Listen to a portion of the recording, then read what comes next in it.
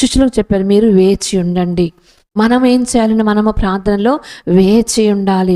మనము హడావుడిగా 2 నిమిషాలు ప్రార్థన చేస్తాం, ముగించుకొని వెళ్ళిపోతాం. అది కాదు, వేచి ఉండాలి. Till we are filled with the holy spirit. మనము పరిశుద్ధాత్మ నింపబడినంత వరకు కూడా మన దేవుని సన్నిధిలో వేచి ఉండాలండి.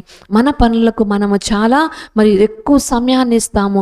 మనకి ఎన్నో బాధ్యతలు, మార్నింగ్ లేచిన దగ్గర నుంచి ఈవినింగ్ పడుకోబోయేంత వరకు కూడా టైం అంతా మన కోసమే మనము వెచ్చిస్తూ ఉంటామండి. ఏ రోజైనా దేవుని సన్నిధిలో కూర్చొని వేచి ఉన్నావా?